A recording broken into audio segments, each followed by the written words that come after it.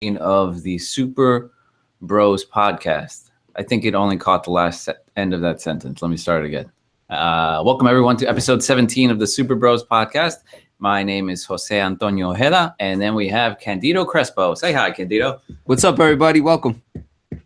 We have another show lined up for you that does not include our wonderful yet currently not available third member. Yet not here. Miguel, but he will be joining us soon. Or if not, we have to accommodate him because he's a vital part of the conversation. Especially when we start talking politics, it would have been good to have him around. Oh yeah, we're gonna wake up. It's like 3 a.m. Miguel, we're doing a show. Like, no. We are not. It's guys. Guys, I'm not available. Sorry, guys, I'm not available. Sorry, but you guys can go ahead. I know it's 3. We're waking up. Can we start with the current news that's based in what's going on in Florida, the weather storm? I think that's where everybody seems to be gravitating to right now, as far as what's gotten attention here on the East Coast. Is that fair to assume? That's fair. Sure. Okay. Let me start with my new backdrop from space. Sure. You can see. Yeah. That is Jose with anti-gravity. This is me in a float tank. Right? This is actually the backdrop I used at my wedding, which I've been reusing. So I like it. I like the idea of having a backdrop, so you don't see just the clutter behind me, because there's a lot of clutter. You know what's super funny? You're almost invisible? green. Yeah, almost green screen status. Right. Yeah. He's for those of you who I don't know, will walk away from the screen while we're talking or just listening to some audio stuff.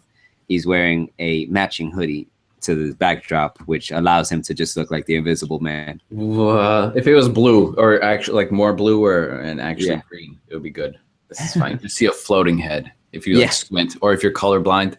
Or a pair of glasses, just a pair of glasses. So I like this backdrop. It's good. We're going to get into why I'm wearing hoodie, other than that it's cold. We're definitely going to get into that.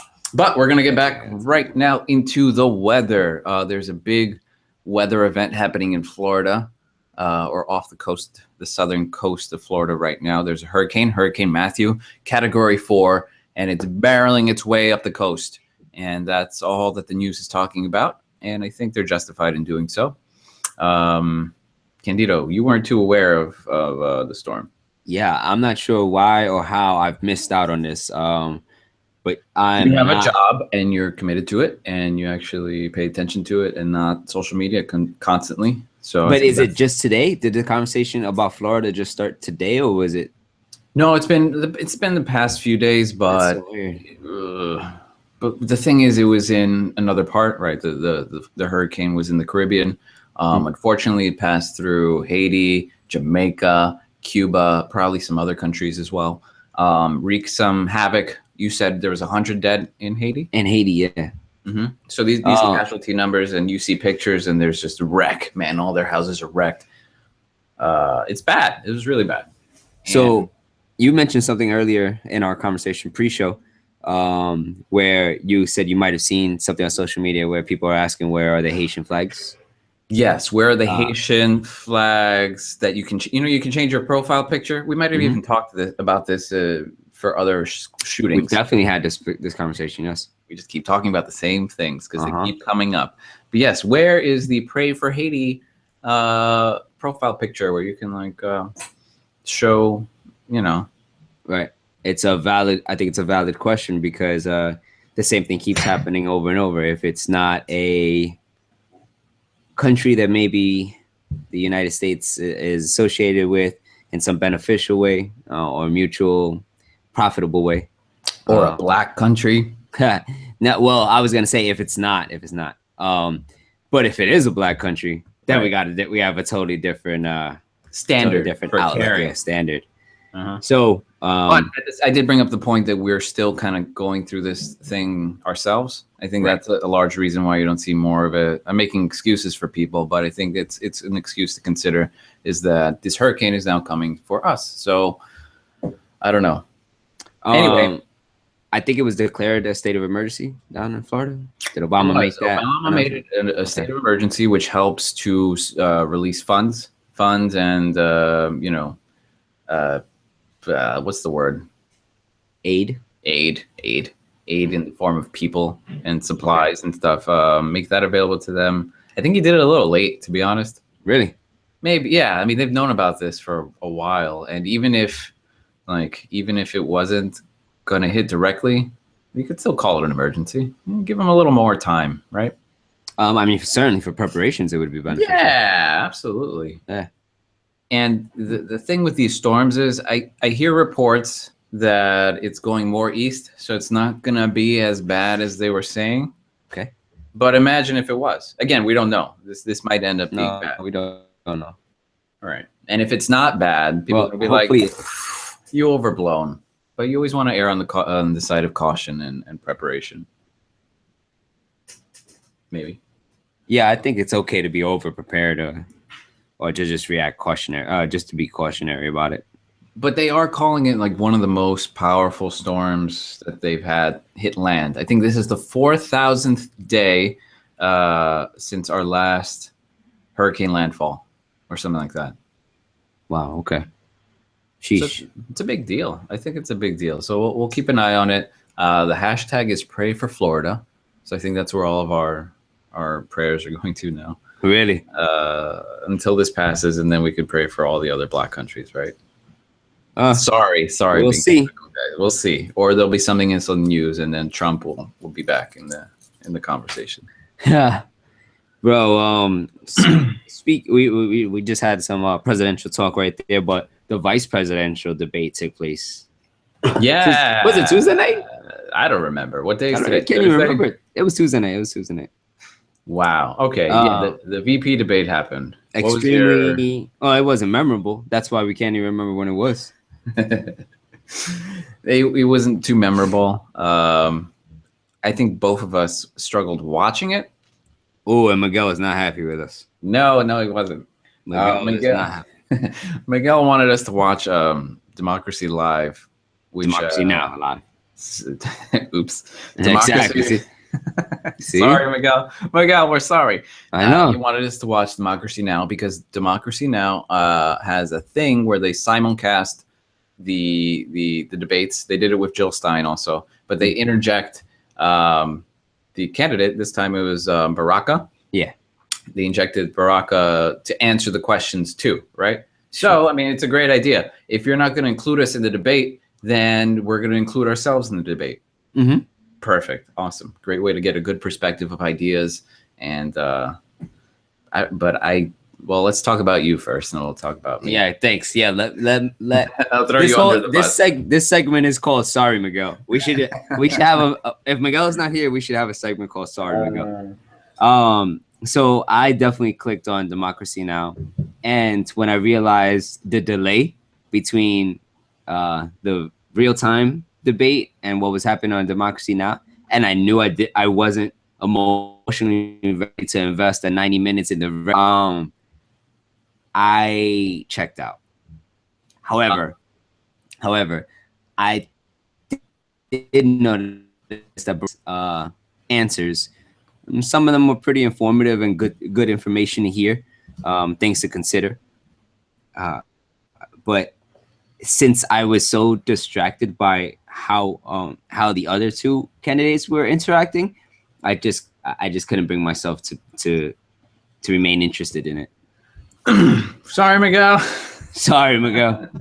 I was very much the same thing. So as you know, and as I've talked about, I see these things for what they are, spectacles, right? That's what they want us to watch. So I treat them like sports because I do a lot of live tweeting. I want to interact with the public, interacting with this event, right? This live event that's happening. Yep. And so just the fact that there was a delay kind of kept me out of that conversation that I was trying to be in, which is unfortunate because I was missing out on Baraka and everything that he has to say. So that's why I tapped out on that too. Again, sorry, Miguel. You know what? The day was wrong because wasn't it Monday? Oh, God. Was it the conflict Monday Night Football? On Monday Night Raw. Yeah. Oh my gosh, man. Sorry, Miguel. So I had so I had Monday Night Raw over here. I put that on mute because I feel like I could feel that Yeah. out. And then I had CNN, and then I had Democracy Now. Wow. Kind of on. Yeah, it was a lot. It was a lot to go on. Sorry, Miguel.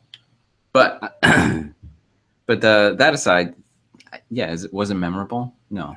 I don't think so. And I certainly didn't. I certainly didn't learn anything new. From Pence or Kane.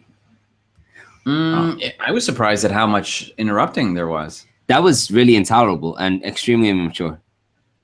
Yeah, no, it was very mature, and I think it wasn't a good look because I think I liked the Kane guy. I don't know if you know what?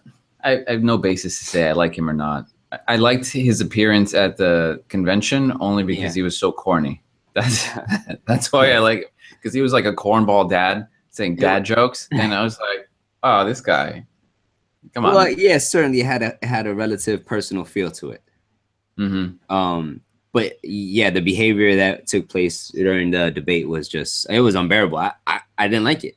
It was deplorable, you might even say. Oh, deplorable. It was a bucket of deplorables. Can we talk about? I want to talk about deplorable, just the word, just for a moment after this. Yeah, dude. All right. I was just gonna say, and I was in a bad mood as it was because the Giants were losing. So I was like, man, they ruined Monday night. Make Monday night great again. Make Monday night great again. Am I the only one who thinks that they're just like scheduling these things during football and wrestling? I mean, Sunday, not wrestling, but football for sure. Like, are they doing that? This is conspiracy, like tinfoil hat stuff, but are they like scheduling it so that a certain kind of people doesn't watch the debate? I don't know. That's possible, I guess. That's a big competition for numbers right there. That's huge. That's the new America's pastime. That's their new church. Yep. All right, you were saying. No, you were saying deplorables. Okay, yes. The term deplorable, basket of deplorables, if you're not aware, is what Hillary Clinton called Trump supporters, or some of them, and they took it and ran with it, right? And so they a good tactic when you're called a name is to just accept the name and like, yeah, this is what I am. So if she called them assholes, like, yeah, what? I'm an asshole now. So they're now that's what they are. If you read conservative, a lot of Trump supporter conservative Twitter handles, they're deplorables. They're all deplorable Jane, deplorable Mary. No. Yes, really? Yes, they are. Yes. Oh my goodness. And a good percentage of them too. Have they reclaimed the word? Yes, they've reclaimed it as their N-word.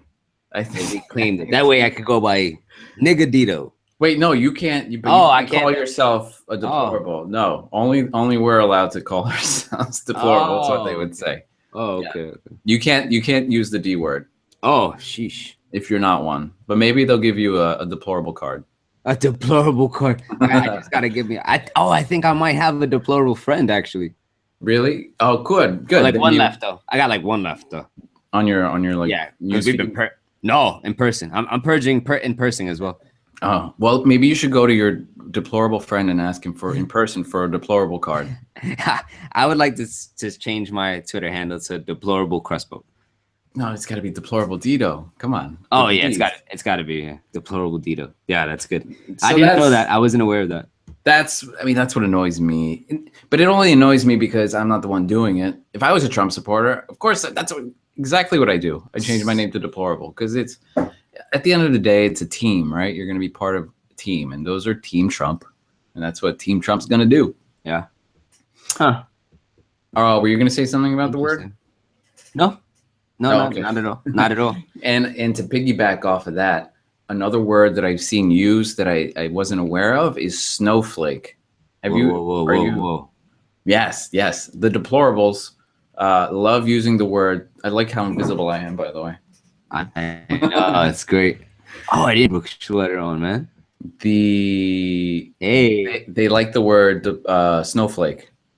Okay. I think they call liberals snowflakes. Why? Are we seasonal? I don't know. Do we melt away? I think it's because we think we're unique. That's the argument. So you know how snowflakes, we all think we're special snowflakes. So Okay. anyone who gets like upset or offended is considered a snowflake for Oh thinking so. man, I don't want to be Mhm. associated with Snowflake. I'm not gonna lie to you.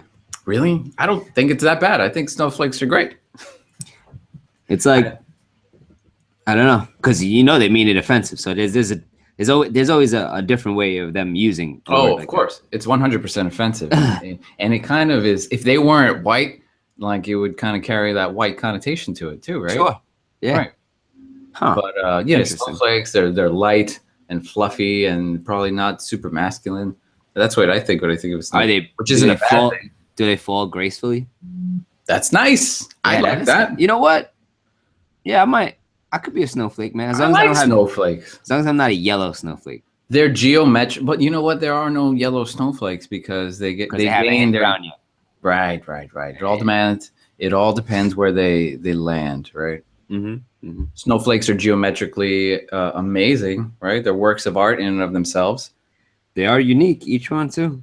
Yeah, what's bad with that, right? I guess they're saying that we're not really unique, but we think we are. We just Again, think- now I'm on Team Snowflake, right? Yeah. That's where I Oh, fall. yo, Snowflake Dito Yeah, all day. Snowflake Dito all day. Snowflake Ojeda, and they got the emojis for it too. No, They'll yes, they do. But they'll hate you on that stuff, man. Oh man, that's the trigger term, isn't it? They'll come after us. They'll be like, "Oh, somebody used the word snowflake." I get scared. I see things. I follow like the NRA type-ish people, just to Okay. tabs, Uh-huh. and sometimes I want to reply to them, but I'm not even gonna lie. Sometimes I think they're gonna kill me. I would be terrified to start replying to people like that. Right, and their terrorism works, right? Because they go, Yeah. I have guns, and if they start getting the back and forth, they might actually kill me, or that's the thought, right? Yeah. It's Sure. it's a weird power. There's some weird power shit going on Twitter. So that's snowflakes. Now that you're aware. Power. I think power is our segue term. Power. Yes. Power. Yes. So allow us to transport ourselves from politics into the comic world.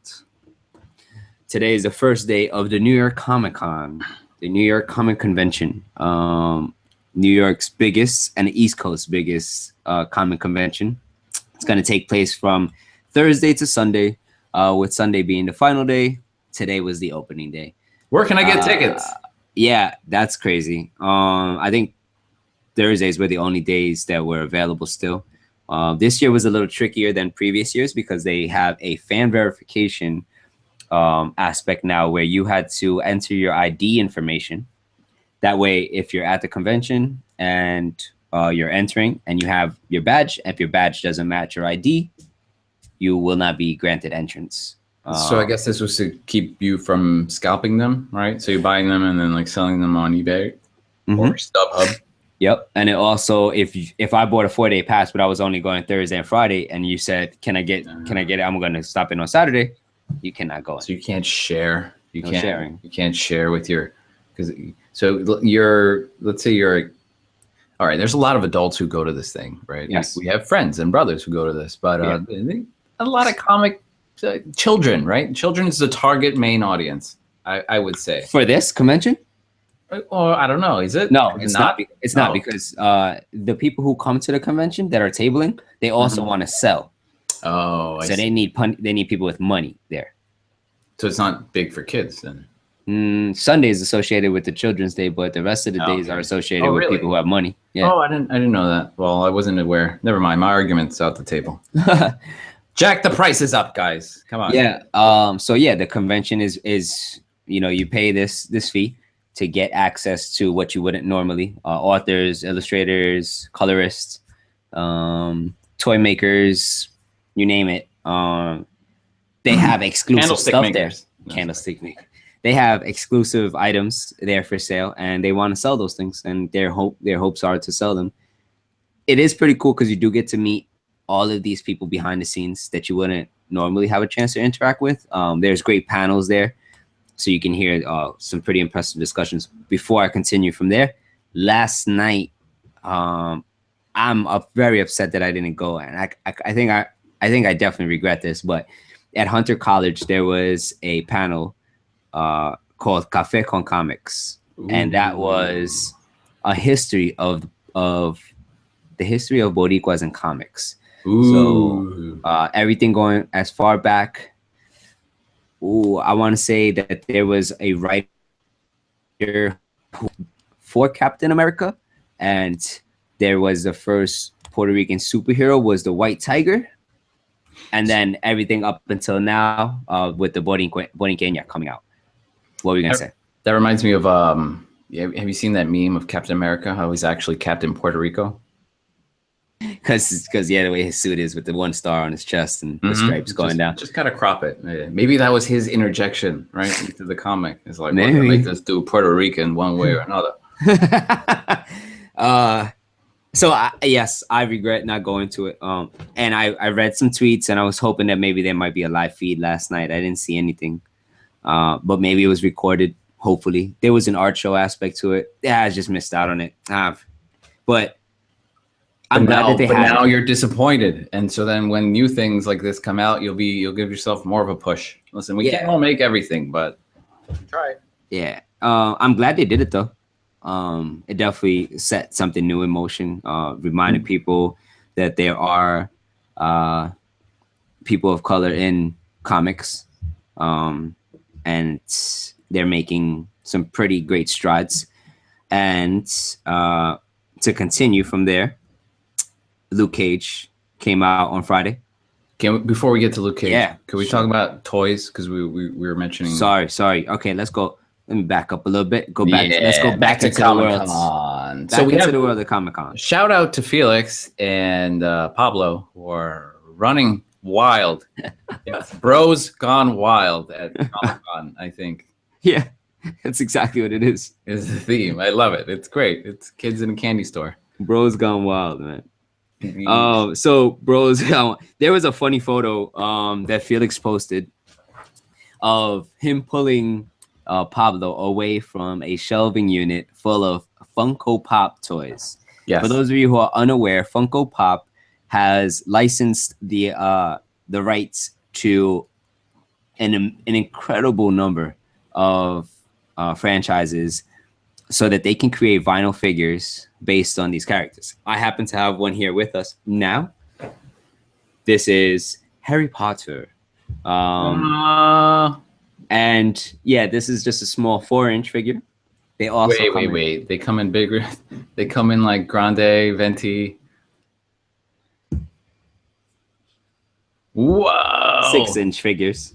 Now is he larger just because he's Hagrid and he's just naturally larger than like Harry? That's what I thought. So that's how they do it. So if there's a line of characters that are meant to be bigger, then they're going to be the 6-inch figures, and then the rest of them will be 4-inch. That's Star Wars. Clever. I like that. That's cool. All of the Star Wars characters are bobbleheads. I don't know why they did that. It's actually, I'm not a fan of it. I wish they were kind of stationary. But yeah, they've been a hit. They've been a hit for a very long time. And at the comic conventions, they usually have exclusive dolls, figures. Let me not say dolls, figures. That say dolls. They're dolls. They're dolls. They're men dolls. They're vinyl dolls, which is fine. Own the doll. Own the word doll. You're playing with dolls, which is cool. I'm not even. And it has a serious craze. It causes a serious craze, and people love to just get their hands on things, on them. I think Felix was after or in pursuit of a metallic Green Ranger, which I think he did get. And I saw him with a Green Ranger, but I couldn't tell you if that was the one. Yeah, it must have been it. He waited an hour. He waited an hour online for it. All right, here's my breakdown. I get it. I get collectibles. I get collecting toys, right? Yeah. Something about this series I'm missing, like, because I understand when you're into something, you want it. I understand waiting in a line for an hour for something. I think I'm just having an issue with the entire idea of the toy itself. Maybe because there's so many. I think that's what it is. There's so many. They cross different genres. It's not just comics. Like you said, you had Harry Potter. Yeah. I think I was at Barnes and Nobles and I saw a bunch of them. So it's like for anything that comes out, they put out a line of these. Yes. I just think there's an oversaturation of these toys. And if you're going to collect them, literally you could build a house with all of them. Oh, there's an incredible amount of them. Yeah, you're absolutely right. I think that oversaturation I thought it would have hit by now. Like I thought it would have made fans not as interested as they were maybe a couple years ago, but it hasn't stopped, man. And they're small, but I mean, once you start, I mean, they're not like, it's a cube, right? They take up substantial space, especially if you're not removing them from packaging. Right. Which why would you? Because that's the whole point of collecting them. If you're me, some people. If you're me, they are all out of package. Good, use them. Come on. I mean, really, I love putting them on presents. Displaying them. I love making fun. Like if I'm watching the Walking Dead premiere, I'll set them all out in front of me. It's argued that the era of collectibles being worth a lot is behind us. It's possible. Again, who knows? But because everyone's so aware of it now. Mm-hmm. So yeah, take them out of the box, play with them. But some people don't, and they just have walls of collecting. I get it. It's just Pablo has wall. Oh, I think I saw his man cave. His man cave has a significant number of Funko Pop toys in boxes. And again, I can't even hate because I get it. I get the itch to collect, So it's just not what I would do. Yeah. I fell victim to it, but I put brakes to them. To the Funko. Yeah. And they're so funny, right? They're just, and the other thing about them, they seem so generic, right? To get it. Wait, wasn't there something before Funko that was also maybe not? They're like a weird monkey head.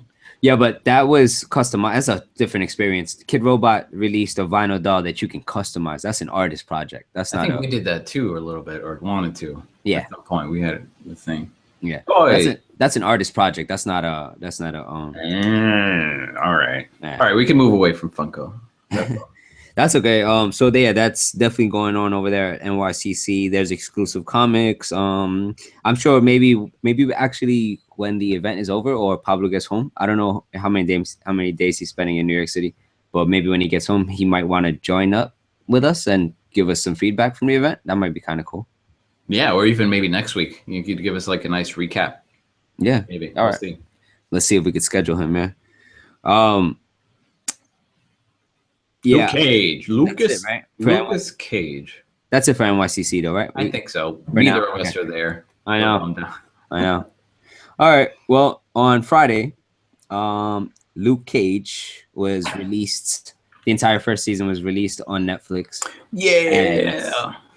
And, it also became a social media phenomenon because people were talking about it and people are watching it. It's the first Black superhero show from Marvel. And the conversations, as you can imagine, have gone all over the place. They've had the conversation of white people feeling overwhelmed by there being so much Black casting happening for a show. Why weren't there more white people on the show? I don't know how realistic that conversation was, but it was out there. I saw a post about that saying like, why are there so many Black people on Luke Cage? And then they just list every single other show. They're like, it's because of this. Yeah. And it's also, the real answer is it takes place in Harlem. Like, yeah, it's not unrealistic that there'll be a lot of Black people in that show. And one of the stars is Italian. The guy with glasses, or what's his name? Shades. Shades, yeah. I like him. I like Shades. I like him as an actor too. He's a very ambiguous actor, and in Sons of Anarchy, he played a Puerto Rican and Black character. So he's been casted for these roles. So I don't know. I think the show. Well, how far did you make it? Episode 1. Okay. I'll watch episode 2 today with dinner. I think hopefully after this. Okay. I like it. I like the show. Good. Good. I think it lives up to the hype because it had a lot of hype behind it. I like it. It's good. I hear it gets better. It is going to get better. Actually, immediately, episode 2 is going to be significantly better than 1. And I enjoy a good setup. I enjoy a good character development setup. I think it's important. So yeah, it's very important. I mean, because even just the setting of the show is pretty significant. You got to already see the importance of the barbershop, yes. which is a pretty cultural headquarters, just in general. I like that headquarters. Yeah. I like that. Like the barbershop as Pops referred to it as Switzerland. It's Ooh. it's the it's the Switzerland of Harlem. Sorry to interject. Yeah. Shout out to Steve Lucin. Speaking of barbershops, did you see Steve? Yeah, is he modeling? What was that? He was in a Me Too. A Me Too. Me too. I love that blog, or I guess it's an online blog kind of Okay. thing. Me Too. He somehow he got wrapped up in that. We should talk to him about his experience. Maybe we got to He get him got some a, names. they put him in a chair. It was sort of showing kind of back behind the scenes at a barbershop, showing how Latinos don't just get typical hairstyles. So he got some really nice fancy lines in his head. It Yeah. was good. It was very well shot. He looked handsome, Oh yeah, Yeah. it was so clean, that video. crispy. I was like, look at you. I was so happy, so proud of our own. So we got to get him soon too. Yeah. Um, He's doing big things. He just did a show at the Bronx Museum of Art. He was like doing DJ, like he did the video. his live visuals. Yeah. Okay, Oh, he's killing it, man. It's That's so good. It's so good to see. that's good. Um, Back to Luke Cage. yeah, back to Luke Cage. All right, so I finished the show. I will definitely hold my tongue on a lot of what happened in the show. However, the show itself definitely made me feel extremely proud as a man of color, watching such a powerful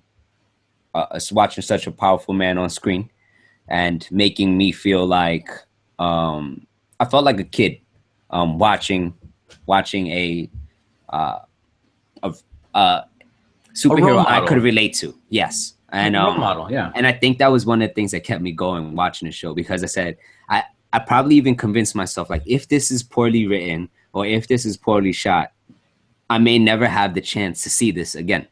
Like like if this is a groundbreaking show, and it doesn't succeed, then they may not go back down this path. However, For a long time. I think the opposite just happened. I think this weekend just revealed to a lot of the film industry, like, hey, this is very possible, guys. Like, let's not overlook the fact that this can be done, and the heroes don't just have to be white. I think the pressure's coming. I mean, from things like this, also all the Emmys. Was it Oscars So White? Yeah, Oscars. Yeah, Those kind of things that are going on. So it's more prevalent, and people are being very vocal about the lack of POC. I like seeing POC written down. People of color involvement in Hollywood and in the media in general. Right. We're here, damn it, and we're talented. Yeah, seriously, man, seriously. Miguel made mention about the Latino portrayal in the show, and you don't know enough about it yet, so we'll save that conversation for another time. All right, so maybe give me something to look out for to be introspective of when I watch it. All right. Look out for the Puerto Rican perspective in the show. Cool. Okay. Look for the flags. Look for the representation. Did you have? Was it a bunch of bros strolling down Fifth Avenue? No, yeah, no. All right. You met Chico in the barbershop. It's not clear what kind of Latino he is, but Chico. he is. Right. That was a good line that he had. He's like, "Is your name something Hernandez?" Because he's dead or something. He's not my dad. You're not my dad either. Yeah. All right. So that's it. So be on the lookout for that. All right. You are wearing a hoodie today. And let me be clear, because I've read it multiple times and I've heard the conversation. Michael, the guy who played Luke Cage, has made it clear that the writer wanted him wearing a hoodie and wanted to be fired at to show just how important, or how things would be different if the black man of America was currently bulletproof. So it is meant with all intentions to stir up those sentiments. Conversation. Yeah. So the cape for Luke Cage is a hoodie. And I think that's super significant. It's so significant that I reached out to a good friend of mine that I wrote a social political magazine with in college. And I told him, hey, I got this idea for a campaign, for a social media campaign. It's not going to cost anybody anything. It'll just get some photographs out there. People love taking selfies. Let's do heroes in hoodies. And we just started to put it out there. And we're encouraging people to take pictures in hoodies and explain why they consider themselves a hero, or take photographs of other people in hoodies and explain why they consider them to be a hero, and just to post it out there, and just so we can see and encourage people to feel strong in a hoodie, and not feel like it should only be associated with criminal activity or victimization or stereotyping. Stereotyping of poverty or Yeah. of a certain, subculture that is undesirable.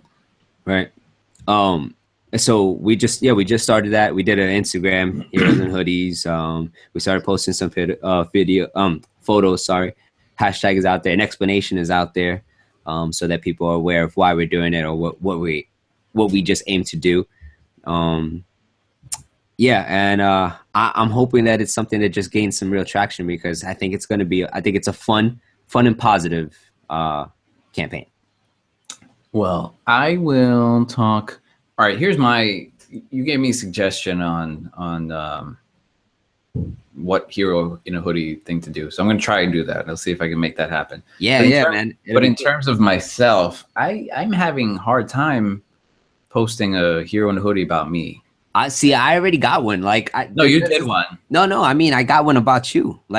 No, but it's easy. Like, for someone else to say it about you is different, right? Like, I'm sure you could say a lot of nice things about, but for me, I just have trouble with that. Maybe it's self-esteem kind of issues, or I don't even want to call it humility, because I don't think it's humility, but it's that.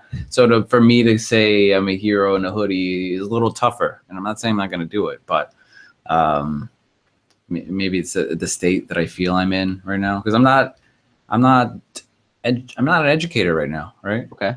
And I'm not saying that's that. You're right. I do. I think I still have a lot of work to do. Okay. Or that I'd like to do.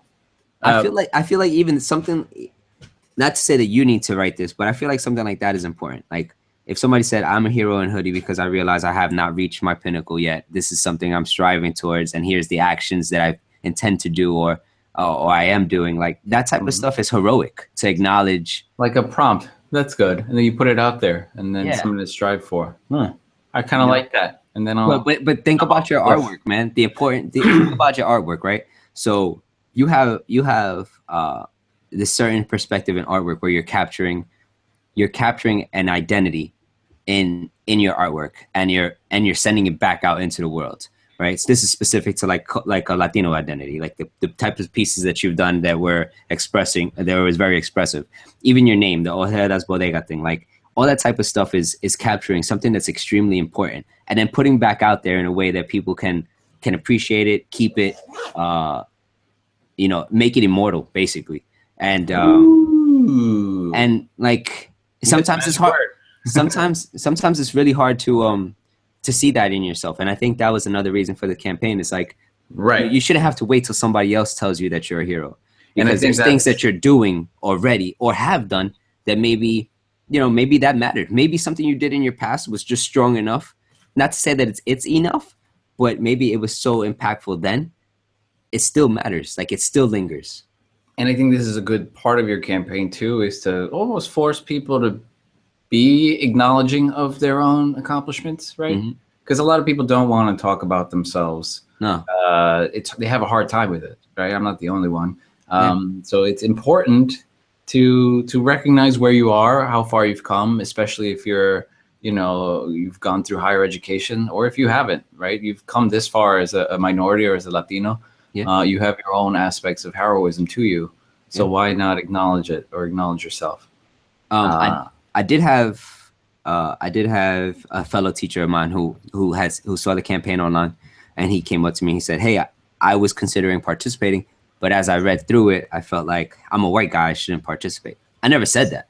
Like, I never once said that because somebody's white, they shouldn't participate with that. But if I was a white guy, I'd understand, right? Oh yeah. And I think it's important that he asked me. I think it's important that he, and you know what? I think he's actually the second white person who asked me.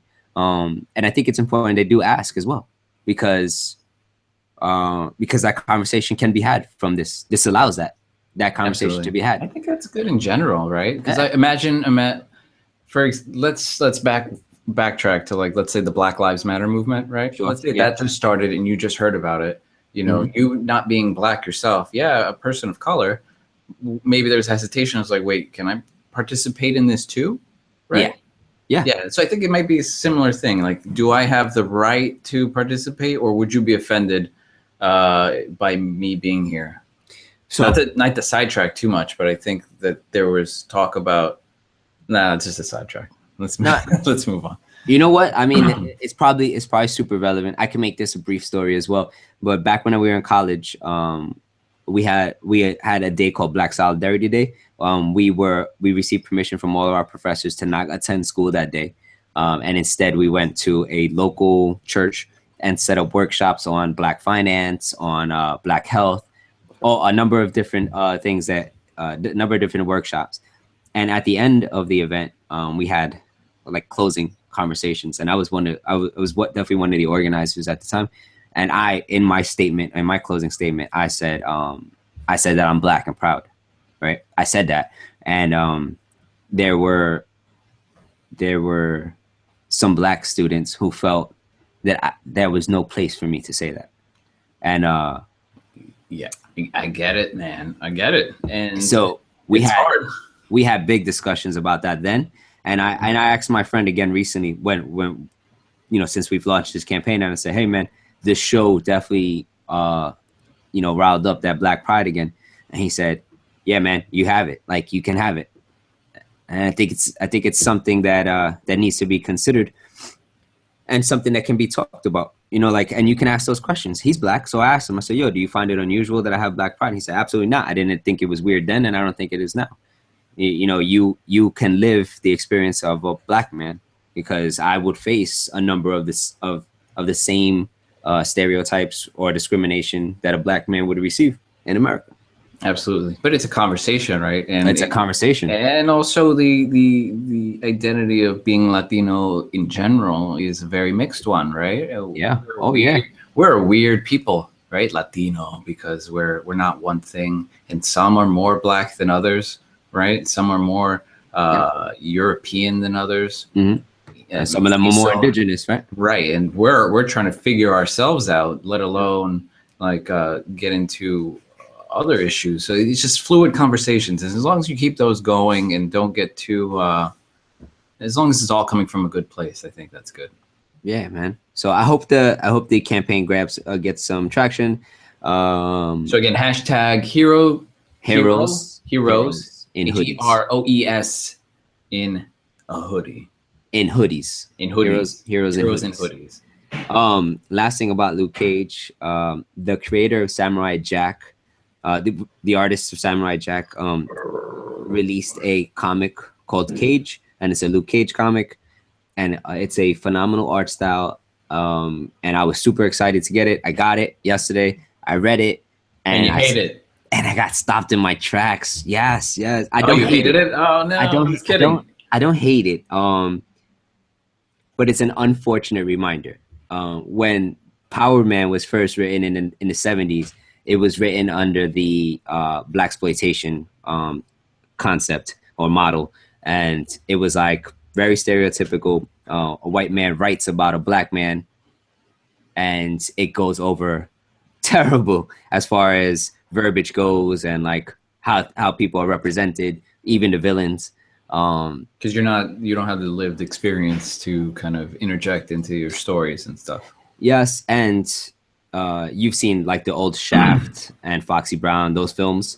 They like over sexualize, or they make him seem like illiterate type of characters, and that's the way this comic is being written, and it's like it sucks because the writer of the Netflix show did such a good job of like rewriting that world of Luke Cage and saying like, no, this is an intellectual man. He reads, but that's something to keep an eye out for. All the novels. I noticed some books that he had around. Oh my God. I mean, that's just an ongoing thing. Like, this is a literate man. And he, they did all this to change it. And I pick up this comic yesterday. I'm like, what just happened? How'd that just happen, man? The Luke Cage. Wait, so where is this writer from, or what? Like what ethnicity? Yeah. Well, his sorry about that. His last name is Tartakovsky, so don't know if he's Eastern here. Bloc. Man. or I don't know if he's just in the States and that's his Right, that's just his I name. don't know. Yeah. Or he's Dominican. Yeah. He's Dominican. Yeah, who knows? Dominicans have those very Russian names sometimes. You'd be surprised. Not Yeah. stereotyping. It's true. Wait, you're being honest? I am being completely honest. Oh. You've never seen that before? Not so much with last names, but with first names. They like using like ski a lot, right? Like Tartarovsky or I got to keep an eye out for that. yeah, no, it's I don't know how recent it is, or maybe it's just a certain people, like a few people that examples, and maybe it's not everyone. Maybe it's just the anomaly that I saw somewhere in my life. If you're Dominican and you have a Eastern European last name, please reach out to the Super Bros. We'd like to know more about how and why that happened. Help. Yeah, help us understand that. I'm done, brother, from my end. I think I'm done. I don't want to talk too much about hoodies, but I mean the obvious connection that we have to hoodies being brothers, being you know, the hoodie. The hoodie means a lot to us. It sure does. Yep, it meant a lot then, 10 years ago. Wow, 10 years? No more. Yo, do you have your Caballero hoodie? It's back in the Bronx. I'm gonna get it. I'm gonna bring it. Good. I'm gonna start wearing it. I don't care. Whatever rules. I'm gonna start. It's a little tighter though. It's a little smaller now. It's a little snug, huh? It is snug. I don't know if it's because of sweat or just washing, but it's a little tighter. So we're gonna figure that out. Should we? I feel like ordering those Hermano hoodies that we were not allowed to order. I like it. I want that too. Who's your hookup now? What's his? I don't know. I saw Joe from Black Buffalo Manny? had one. I want anything. We could ask Alex. Hermano. I want Alex, if you're listening, or anyone else who makes hoodies. I want an LUL hoodie that isn't too overtly LUL. Does that make sense? Because especially when you get older, like I'm very aware of eyes on me, right? Yeah. Like that's why I would never wear my crossing jacket. Watching me. I'm paranoid like that, right? I don't wear my crossing jacket because it's got a million words on it and like dates and numbers. So people are gonna look at you and read. They're literally gonna read you.